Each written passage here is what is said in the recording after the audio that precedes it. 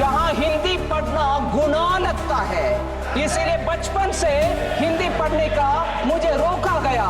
उधर आपका झगड़ा रखो। Top story coming in on this bulletin. According to our sources in Chennai, Chief Minister M.K. Stalin will move a resolution. The exodus of the Brahmin community from Madras Presidency and subsequently Tamil Nadu is an unsung story with nobody having captured it properly. Minister M.K. Stalin has now slammed the governor for not forwarding the NEET exemption bill. Top story coming in on this bulletin. According to our sources in Chennai, Chief Minister M.K. Stalin will move a resolution over gaining more autonomy for the state in the assembly. This is big news coming in.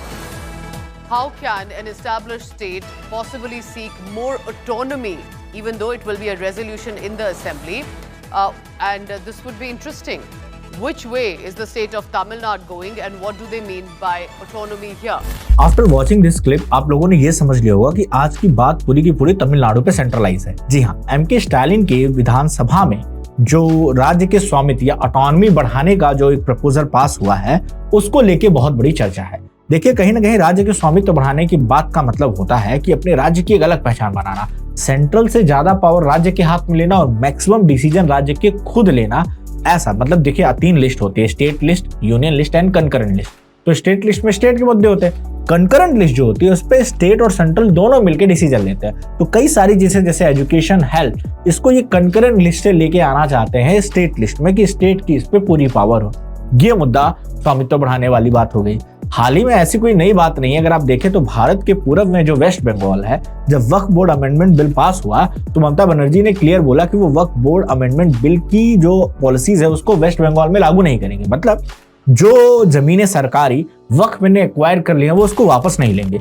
इस तरह का statement clear दिखाता है कि आप central government से अलाई नहीं कर रहे हो, लेकिन ये देश को एक बहुत बड़ा गलत संदेश भेजता है कि देश की लोकसभा में पास एक कानून को कोई स्टेट मना कर रहा है। ये एक खराब इमेज दिखाता है। खैर, इसी राह पे तमिलनाडु भी है और काफी दिनों से आप देखते होंगे कि तमिलनाडु और सेंट्रल गवर्नमेंट के बीच में एक बहुत तगड़ी तनातनी चल रही है। आज उसी तनातनी को हम एक्सप्लोर करेंगे, लेकिन उससे पहले सवाल ये भी आता है कि क्या तमिलनाडु एक अलग देश बन सकता है? क्या कोई भी राज्य भारत का एक अलग देश बन सकता है? तो मैं आपको इस बात को क्लियर कर दूं कि ऐसी कोई भी पॉसिबिलिटी दूर दूर तक नहीं है। आप भारत के संविधान का आर्टिकल नंबर 1 देखिए और उसकी लाइन देखिए कि India is a union of state and defines the countries territory. Bharat एक राज्यों का संघ है।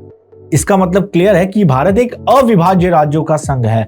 मतलब कि ये राज्य भारत से विभाजित होकर एक अलग देश कभी भी बना नहीं सकते।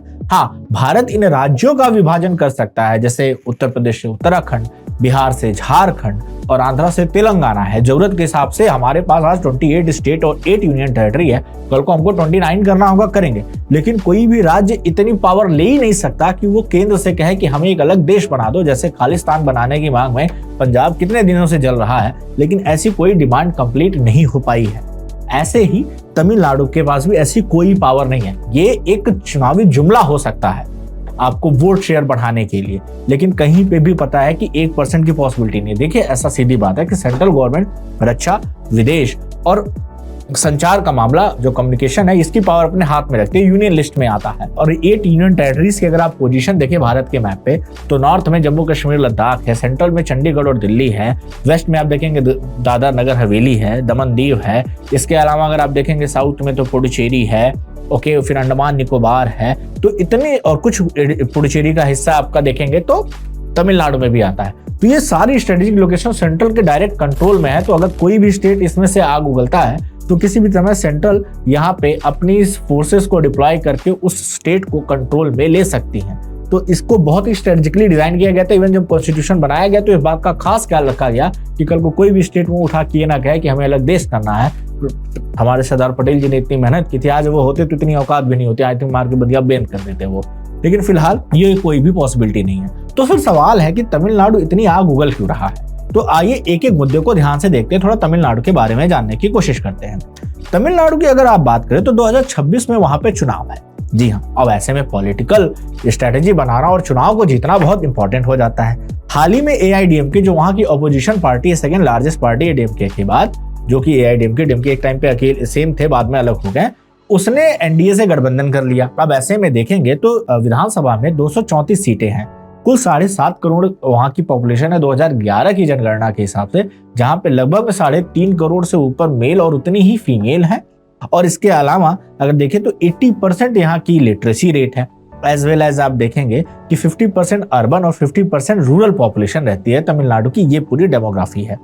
अब ऐसे में 234 सीटों में से सीट अकेले AIDMK के पास है, 159 सीट्स इनके पास है, पूरी जो रूलिंग पार्टी है, जिसमें से DMK के पास 134 है और कांग्रेस के पास 17 है और अन्य छोटी पार्टियां हैं। वहीं अगर आप AIDMK की बात करें तो वो भी 59 के करीब होल्ड करती है और 4 BJP के पास है। तो इस तरह से देखा जाए तो एक 63 से 68 के बीच का है। अब ऐसे में वोट शेयर अगर आप देखें तो लोकसभा चुनाव में 2019 में जहां बीजेपी निल रही है, वहीं 2024 के लोकसभा चुनाव में 18.24% बीजेपी का वोट शेयर हुआ है। अब ये जीरो से जो 18.24 शेयर का परसेंटेज है, क्योंकि अगर आप देखें तो DMK का भी परसेंटेज बढ़ा है, AIDMK ने भी थोड़ा बहुत परफॉर्म किया है, लेकिन ये जो जीरो से 18.24 परसेंटेज आया है, ये कहीं ना कहीं एक चिंता की बात है कि कल को बीजेपी यहाँ पे हावी हो सकती है और कहीं NDA के गठबंधन में चुनाव रहा तो कहीं AIDMK बाजी ना मार ले जाए और कहीं DMK की सरकार गिर ना जाए, और ये बहुत बड़ा कंसर्न है किसी भी पॉलिटिकल पार्टी या CM के लिए। ऐसे में ऐसी पॉलिसीज बनाना या ऐसा माहौल बनाना कि ये स्टेट के लिए सब कुछ कर रहे हैं। जो सेंट्रल गवर्नमेंट में बीजेपी अगर वो आती है तो एक नॉर्थ इंडियन पार्टी, एक ऐसी पार्टी जो हिंदी इंपोज करना चाहती है, इस तरह का एक फंडामेंटल सेट करना है। और ये लगभग में किसी भी चुनावी मुद्दे की बात हो सकती है और कोई भी पॉलिटिकल पार्टी इस तरह के एजेंडेस बनाती है और इसको फिर वो एंटी इंडिया दिखा दे तो ये गलत बात यहाँ पे हो जाती है। अगर आप ध्यान से देखें तो टोटल 87% पॉपुलेशन लगभग में तमिलनाडु के हिंदू है, लेकिन इनकी जो आइडियोलॉजी है वो द्रविडियन आइडियोलॉजी है और लैंग्वेज को लेके तमिल लैंग्वेज को बहुत ज्यादा प्रेफर करते हैं, जो कि कहीं से भी गलत बात नहीं है। अब ये जो द्रविडियन आइडियोलॉजी है क्या है, ये पेरियार के समय से है। पेरियार का मुद्दा थोड़ा अलग है, किसी और वीडियो में बात कर लेंगे, पर पेरियार ने पूरे साउथ इंडिया की मतलब कहते हैं पॉलिटिकल चीजों को बदल के रख दिया, राइट। अब द्रविडियन आइडियोलॉजी क्या होती है, तो आपको पता है कि आर्यांस, ऐसा माना जाता था कि एक द्रविड़ जो थे वो पहले इंडिया के निवासी थे, फिर आर्य आए मिडिल एशिया से, फिर उन्होंने लड़ाइयाँ लड़ी, फिर ये विंध्य के पार चले आए, तो मूल निवासी भारत के द्रविडियंस ही हैं, आर्यांस बाहर से आए हैं। तो एक कहते हैं नॉन ब्राह्मण या डी ब्राह्मणाइजेशन किया जाता है, जिसमें ब्राह्मण्स के थ्रू बनाए गए सभी रिचुअल्स को डिफेम किया जाता है। अगेंस्ट द ब्राह्मण बहुत सारी इनकी छोटी मोटी कमिटीज भी चलती हैं और कहीं ना कहीं द्रविडियन पेरियार आइडियोलॉजी से DMK अपने आप को जोड़ के रखती है। तो वहां पे नॉर्थ इंडिया में जो भी रिचुअल्स फॉलो किए जाते हैं उसको साउथ इंडिया में अपोज ही किया जाता है, उतना अच्छे एग्जैक्टली फॉलो नहीं किया जाता है। तो ये लगभग में आप समझ गए होंगे कि द्रविडियन आइडियोलॉजी क्या है। The persecution of Kashmiri Pandits is well known, and particularly because it involves another community, it's even well known, and the exodus was for people to watch and see. It was physical. The exodus of the Brahmin community from Madras Presidency and subsequently in Tamil Nadu is an unsung story with nobody having captured it properly. And nobody has an idea as to what has happened. How they've been consistently persecuted. People can call me. तो उसके कारण जो ये यहाँ के हिंदू भी हैं उसमें भी ठीक ठाक पॉपुलेशन उस तरह से रिचुअल्स को फॉलो नहीं करती। खैर ये अलग मुद्दा है यहाँ पे। अब बड़ा सवाल ये है कि जो भाषा का विवाद था उसमें आपने देखा कि 3 लैंग्वेज पॉलिसीज लाई गई। अब 3 लैंग्वेज पॉलिसी में ऐसा था कि एक आपकी इंग्लिश होगी, एक आपकी तमिल होगी और एक थर्ड लैंग्वेज, कोई भी आप लैंग्वेज पकड़िए।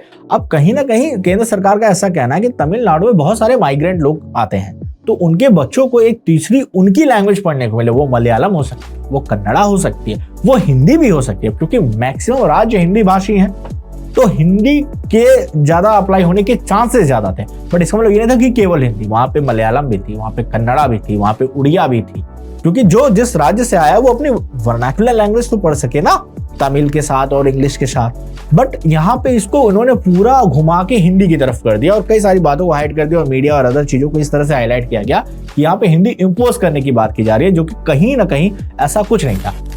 Whatever, my Hindi being what it is. Yeah, you are a professor, you can correct somebody's English, you can correct my Hindi, but your political philosophy, I will have to remind you, may not be correct. Sir, honourable member चिट्ठी लिखी है, लिखा है, I don't mind. आप समझ रही हो बात।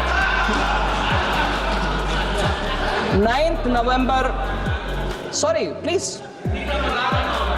मेरा हिंदी का मजाक मैं उड़ा रही हूँ जी, क्योंकि मैं ये ऐसे स्टेट से आ रही हूँ।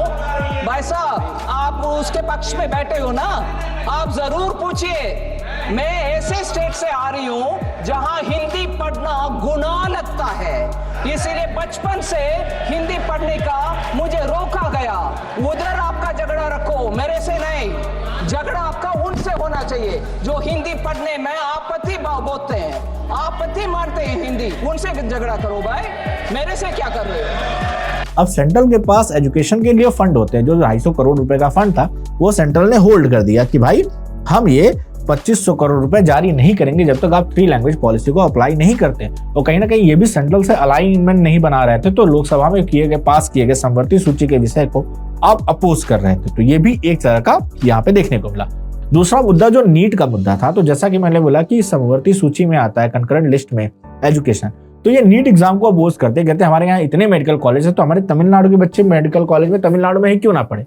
लेकिन सेंट्रल गवर्नमेंट का कहना है कि इससे ये जो एक यूनिफॉर्म मेडिकल पॉलिसी है कॉलेजेस को लेके ऑल ओवर इंडिया, कल को अदर स्टेट अलग डिमांड करेंगे 2-4 मेडिकल कॉलेज और खोल के, तो हम किसको देंगे, तो इस बात को अप्लाई नहीं किया गया। तो इसमें ये इन्होंने एक माहौल बनाया कि हम ऑल द तमिलनाडु के बच्चों को तमिलनाडु में पढ़ा के डॉक्टर बनाना चाहते हैं और हमें केंद्र सरकार ऐसा करने नहीं दे रही है।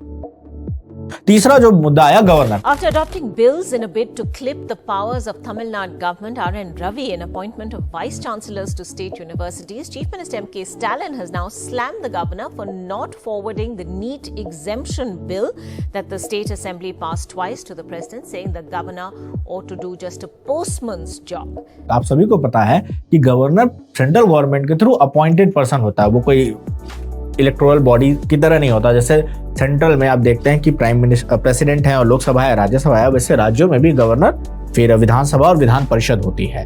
तो इसमें भी इन्होंने इस तरह से दिखाया कि गवर्नर हमें काम नहीं करने दे रहे हैं, सेंट्रल गवर्नमेंट हमारे टांग में अड़ंगा डाल रही है और गवर्नर जो है बीजेपी का अपॉइंटेड है। तो ये कहीं ना कहीं नॉर्थ इंडियन पॉलिटिक्स को और फिर वो नॉर्थ वर्सेस साउथ को डिवाइड करना, इस तरह से पूरा माहौल बना के सेट किया गया है। तो फिलहाल तमिलनाडु में ये चल रहा है और इस तरह की पॉलिटिक्स चल रही है और ये पूरा मुद्दा है, ये उसके पीछे कारण है। अब इसके दूरगामी परिणाम क्या होंगे? देखिए, आज तमिलनाडु ने बोला है, तो ऐसी कई सारी स्टेट है, जैसे कर्नाटका में भी कोई बीजेपी की रूलिंग नहीं है, आप कह सकते हैं वेस्ट बंगाल दिख ही रहा है, तेलंगाना दिख ही रहा है, ऐसे कई सारे स्टेट हैं। हमारे केरला में मलयालम स्पीकर स्टेट है, वहां पे भी अलग पार्टीज हैं।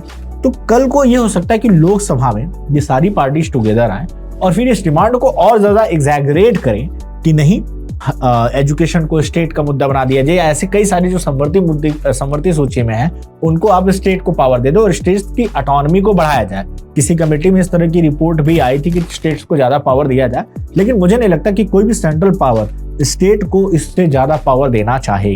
तो कई राज्यों में बीजेपी की सरकार है, लेकिन कई सारों में नहीं भी है। तो ये मुद्दा कल को और बढ़ेगा और भड़केगा और कई सारे ऐसे राज्य होंगे जो कई सारे मामलों में केंद्र सरकार की नीतियों से अलाइन नहीं करना चाहेंगे और इस विरोध को और ज्यादा बढ़ाएंगे। तो ये कोई नई बात नहीं है, बट फिलहाल ये चुनावी प्रोपेगेंडा है, ये आपको समझ में आ गया होगा। कहीं से भी ना, अगर कल को इनकी कमेटी कोई भी सजेशन दे भी देती है तो उसको सेंट्रल गवर्नमेंट माने या ना माने, टोटल सेंट्रल गवर्नमेंट के हाथ में। तो कमेटी बनाना, विधानसभा में पास करना, ये सारी आम बातें हैं, लेकिन उसका इम्प्लीकेशन सेंट्रल गवर्नमेंट में होना, ये सारी अलग बातें होती हैं। तो ये था टोटल आज की वीडियो में। आई होप आपको चीजें थोड़ी ज्यादा क्लियर हुई होंगी कि एग्जैक्टली तमिलनाडु में क्या चल रहा है, और इस तरह की जानकारी के लिए आप टी पॉइंट एकेडमी को सब्सक्राइब कर सकते हैं। आज के लिए इतना ही, बाय एवरीवन।